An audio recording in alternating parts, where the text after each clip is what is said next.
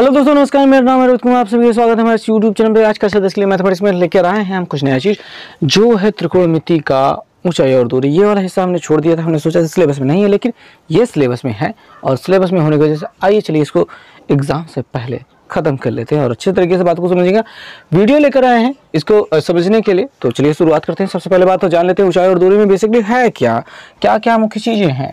सबसे पहले काम जो चीज़ें मिल जाती है वो है ऊंचाई, यानी कि किसी न किसी हाइट के बारे में बात की जाएगी, और दूरी हम कुछ दूर से खड़े होकर उस ऊंचाई को देख रहे होंगे। फॉर एग्जांपल मान लेते हैं ये पेड़ है, पेड़ की अगर एकदम ऊंचाई निकालना चाहे, या फिर हम मान लेते हैं हमारा चिंटू जो हमारा घनिष्ठ मित्र है वो जाके वहाँ पे पेड़ पे बैठा हुआ है और हम यहाँ पे कुछ दूर से उसको देख रहे हैं। अगर हम सामान्य रूप से देखें तो इसको कहा जाएगा क्षैतिज रेखा, और अपनी नजरें जब उठाएंगे ऊपर, नजरें उठी ऊपर देखने के लिए, तो वहाँ पे ये जो रेखा दिखाई देगी ये दृष्टि रेखा दिखाई देती है। इस हिसाब से ये चिंटू की ऊंचाई हो गई, पेड़ से हम कुछ दूरी पे खड़े हैं तो ये ऊंचाई और ये दूरी, और ये हमने ऊपर जब नजरें उठाई तो बन गया उन्नयन कोण। तो यही बेसिकली चीज़ें हैं जिनका प्रयोग हमको करना है इस प्रश्न को हल करने के लिए, फिर चाहे पूरे चैप्टर में यही हमको देखना है। और दूसरा काम, मान लीजिए चिंटू यहाँ पे चढ़ा है और ऊपर तो है ही, उसने देखा कि सामने नीचे क्रिकेट के बैट विकेट और बॉल पड़ी हुई है। अगर वो नॉर्मली देखना चाहेगा तो क्षैतिज रेखा ये कहलाएगी, वो सीधे देखना चाहेगा, लेकिन उसको नजरें अपने झुकाने पड़े, नजरें झुक गई। हाँ, क्या अच्छी बात है, नजरें झुक गई तो झुकानी पड़ी।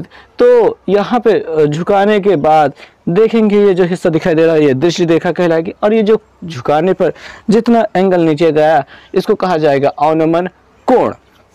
और ये अवनमन कोण यहाँ के उन्नयन कोण तो कहे नहीं, एकांतर कोण कह दिया जाएगा। इसके बराबर होगा, जितना ये कोण होगा उतना ही कोण यहाँ पे बनेगा, और ये ऊंचाई रह जाएगी, ये डिस्टेंस रह जाएगी, दूरी तो यहाँ पे कौन काम का नहीं है, यहाँ पे ये दूरी रह जाएगी। तो ऊंचाई और दूरी में इस दो प्रकार की चीज़ों के बारे में हमको जानना है। या स्थिति रहेगी या तो उन्नयन कोण की या तो अवनमन कोण की, दोनों स्थितियों को हमको सवाल के हिसाब से पढ़ करके समझ करके आपको इसमें आगे बात को बढ़ाना होगा। तो चलेंगे, कुछ प्रश्नों को हल करेंगे और उसके बाद बातों को समझेंगे। तो आज हम इस वीडियो में एनसीईआरटी की किताब से एनसीईआरटी के जो एक्सरसाइज है उसमें से प्रश्नों को हल करने वाले हैं, और आप कहेंगे तो अरिहंत की किताब से भी हल की जाएंगे सवाल। फिलहाल एनसीईआरटी से देखते हैं। दोस्तों, पहला जो प्रश्न है हम लेकर आए हैं प्रश्नावली। देखिए, प्रश्नावली 11.1 की एकमात्र प्रश्नावली आपकी एनसीईआरटी के किताब की, एनसीईआरटी में, और ऊंचाई और दूरी के मतलब चैप्टर का नाम है। पहला प्रश्न जो हम देखते हैं वो प्रश्न थोड़ा सा देख लेते हैं क्या कहा जाता है। सर्कस का एक कलाकार 20 मीटर लंबी डोरी पर चढ़ रहा है जो अच्छी तरह तनी हुई है और भूमि पर सीधे लगे खंभे के शिखर से बंधा हुआ है। यदि भूमि स्तर के साथ डोरी द्वारा बनाया गया कोण 30 अंश है तो खंभे की ऊंचाई ज्ञात कीजिए। तो दोस्तों, जो भी यहाँ पे सवाल रहेगा सब के सब समकोण त्रिभुज बनाने ही चाहिए। तो यहाँ पे भी हम समकोण त्रिभुज बनाते हैं। भाई बात यह है कि ये रस्सी है या फिर डोरी है जो एक खंभे के साथ है, ठीक है, खंभे के साथ बंधी हुई है, और यहाँ से कोई सर्कस का कलाकार जो है वो इस पर चढ़ रहा है। हालांकि वो इतना तिरछा नहीं चढ़ेगा, वो ऐसा करके रहेगा और उसके पैर ऐसे करके वो लंबी सी एक डंडी लेकर के चढ़ने की कोशिश करेगा। ठीक है, अब वो उस पर चढ़ रहा है। तो डोरी की जो लंबाई है वो 20 मीटर दी गई है। कितना? 20 मीटर दी गई है, और जो कोण बना हुआ है वो कितना दिया गया है? 30 अंश दिया गया है। ऐसे में हमको खंभे की ऊंचाई ज्ञात करनी है। तो इस प्रश्न में हल करने के लिए हमें क्या करना होगा? ज़्यादा कुछ बड़ी बात नहीं है, यहाँ पे चीज़ों को नाम दे देना होगा। यहाँ पे ए हो गया, यहाँ पे बी हो गया, यह सी हो गया। सी होने के बाद यहाँ पे हम जो लिख करके रखा है उसको डिटेल को थोड़ा सा आपको यहाँ पे विस्तार में लिख देना होगा। प्रश्न को हल करने के लिए विस्तार में लिखना होगा। कहना होगा कि माना खंभे की ऊंचाई BC है, BC बराबर H हम चाहे मान सकते हैं, या फिर हमें BC ही रहने देंगे, तब पर भी काम हो जाएगा। डोरी की लंबाई AC बराबर 20 मीटर है, और उसके बाद हमें यहाँ पे कोण BAC बराबर 30 अंश दिखाई दे रहा है। ये हम लिख लेते हैं, और अब लिखेंगे सबसे ज़रूरी काम है लाल बटे कक्का याद रखना। लाल बटे कक्का से आप चीज़ों को बहुत आसानी से समझ सकते हैं। आपको चाहिए लंब, इस लंब की ऊंचाई, ठीक है, और आपको पता है कर्ण। तो लंब बटे कर्ण किस में आ जाता है? पहला ही चीज़ है जो कि होता है साइन। तो हमें लिख लेना होगा साइन, और जितना कोण दिखाई दे रहा है उतना अंश डाल दीजिए। और उसके लिए लंब कितना है? CB है, और कर्ण कितना है? AC है, वो लिख दीजिए। यही तरीका होता है इस प्रश्न को हल करने का। डिटेल लिख लिया, जो चीज़ें हमको मालूम है, जो चीज़ें हमको नहीं मालूम है उसको निकालने के लिए हम त्रिभुज में आ जाएंगे। त्रिभुज में आने के बाद ये लाल बटे कक्का आपको यहाँ पे लिख करके नहीं रखना है, इसको आपको समझना होगा कि यहाँ पे sine cos tan cot sec cosec में किसका प्रयोग करना है, और इसको लिखने के बाद ही हमको पता चल पाएगा। चूंकि हमें लंबाई निकालनी थी और हमें कर्ण पता था, तो लंब और कर्ण का संबंध केवल पहले साइन में होता है, तो इस वजह से हमने साइन 30 लगा दिया। 30 देखने के बाद लंब बटे कर्ण कर दिया। 30 का मान, साइन 30 का मान 1/2 होता है, हमने रख दिया। BC का मान हमको निकालना है, CB ऐसे लिख लेते हैं, और AC का मान हमको 20 दिया है, 20 रख लेते हैं। इसका गुणा इधर हो जाएगा तो हमको CB बराबर मिल जाएगा 20/2, 2 से काटने पे कितना मिल जाएगा? 10। यानी CB बराबर कितना हो जा रहा है? 10 मीटर। 10 मीटर हो जा रहा है। जो हमें खंभे की ऊंचाई चाहिए वो कितनी मिल गई है? 10 मीटर। आखिर में लिख देंगे अतः खंभे की ऊंचाई कितनी है? 10 मीटर लिख देंगे। और अब हम बात करेंगे दूसरी सवाल की। दूसरी सवाल में हम देखते हैं कि हमसे क्या कहा गया है भैया। हमसे कहा गया आंधी आने से एक पेड़ टूट जाता है और टूटा हुआ भाग इस तरह मुड़ जाता है कि पेड़ का शिखर जमीन को छूने लगता है और उसके साथ 30 अंश का कोण बनाता है। पेड़ के पाद बिंदु की दूरी जहाँ पे पेड़ का शिखर जमीन को छूता है 8 मीटर है। पेड़ की ऊंचाई हमको ज्ञात करनी है। अब सवाल है, देखिए यहाँ पे बहुत ज़्यादा लंबी सवाल रहेगी, हर एक चीज़ को आपको अच्छे से समझना होगा और चित्र बनाना होगा। इसमें सबसे ज़्यादा महत्वपूर्ण होता है चित्र। अगर आपने चित्र बहुत अच्छा बनाया है तो आपको नंबर भरपूर मिलेंगे। मतलब 1 नंबर तो चित्र का आपको दिया ही जाता है, वो फिक्स रहता है। तो हमको पेड़ के लिए ऐसा पूरे डिटेल वाला पेड़ नहीं बनाने की ज़रूरत है, ठीक है, ये वाला पेड़ बनाने की ज़रूरत नहीं है। हम उसके बजाय एक सीधी लाइन खींच देंगे और उसको कह देंगे ये पेड़ है। ये हमने एक पेड़ खींच दिया, ये क्या है? पेड़ है। और हुआ क्या कि आंधी आई और आंधी आने के बाद यहाँ से ये टूट गया। ऊपर वाला हिस्सा यहाँ पे झुक गया, ये वाला हिस्सा जो है यहाँ पे से झुक गया। झुक जाने के बाद ये ज़मीन के साथ में ये ज़मीन हो गई, ये पेड़ का बाकी भी बचा हुआ हिस्सा है और ज़मीन के साथ कितने अंश का कोण बनाने लगा? 3 अंश का कोण बनाने लगा। और पेड़ के पाद बिंदु से पेड़ का शिखर जहाँ पे छू रहा है वहाँ की जो दूरी है वो कितना कहा गया है? 8 मीटर कहा गया। ये हो गई बातें समझ में आई? जी हाँ, अच्छे से समझना भाई। ABCD यहाँ पे रख देते हैं। ये पूरा पेड़ है। ओहो, ये मैंने पेड़ भी गलत लिखा है, ठीक है। ये पूरा पेड़ है, यहाँ C पर से पेड़ टूट जाता है। टूटने के बाद ऊपरी हिस्सा इधर आ जाता है, निचला हिस्सा यहीं पर रह जाता है और ये ज़मीन से उसके शिखर की दूरी हो गई है। यहाँ पे चीज़ों को रख लेंगे, क्या लिखेंगे? माना पेड़ की कुल ऊंचाई, या फिर रहने देते हैं, पेड़ की कुल ऊंचाई रहने देते हैं, वो कुछ मानने की ज़रूरत नहीं है।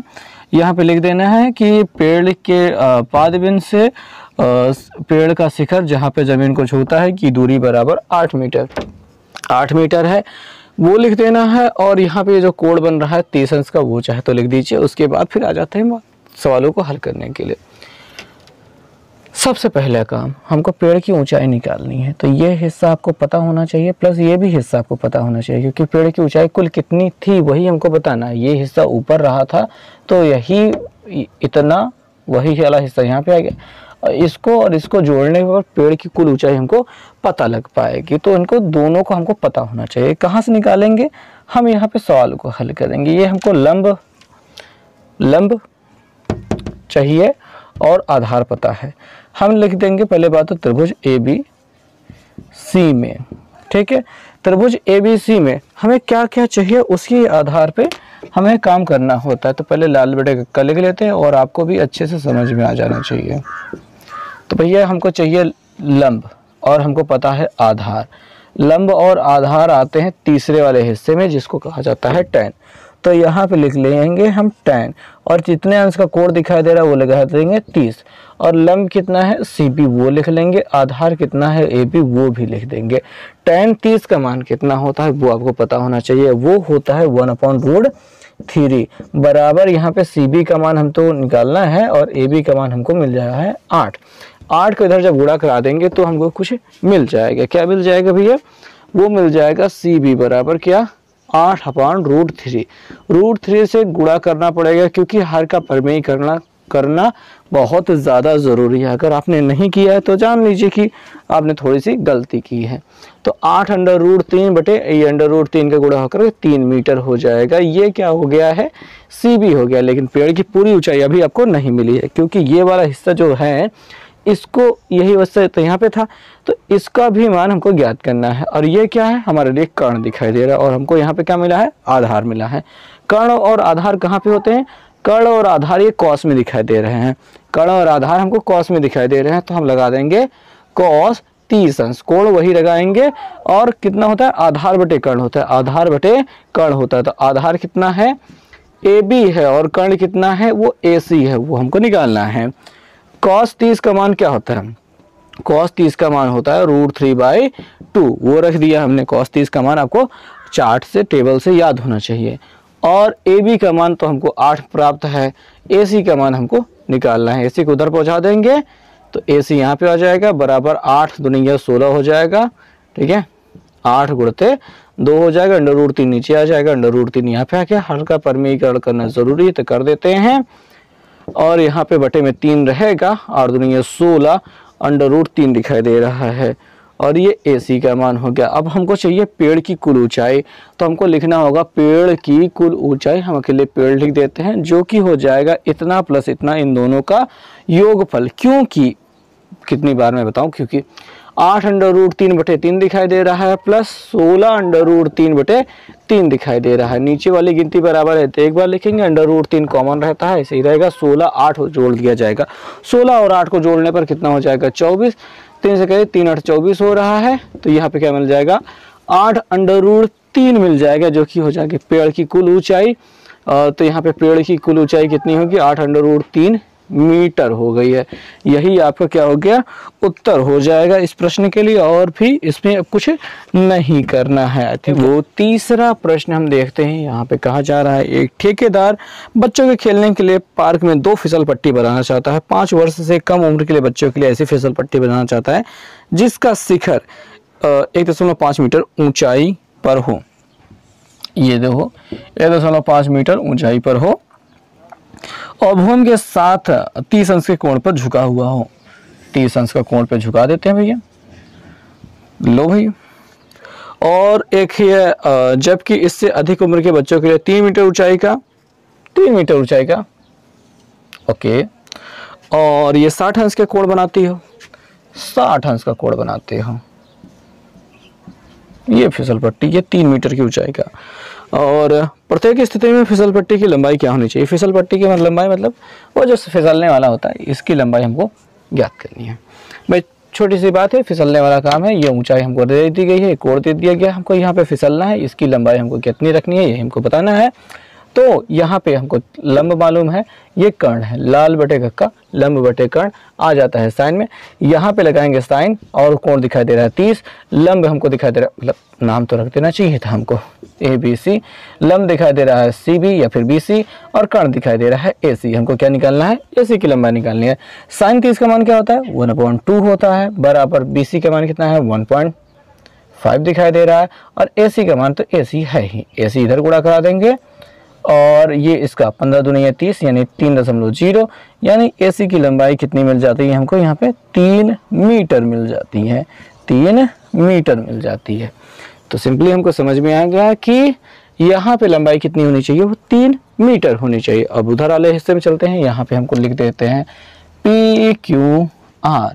और चूंकि यहाँ पे भी वही हिस्सा है, लंब दिया गया है, कर्ण निकालना है, तो फिर से हम लगाएंगे यहाँ पे साइन और अब की बार लिखेंगे 60 अंश का कोण।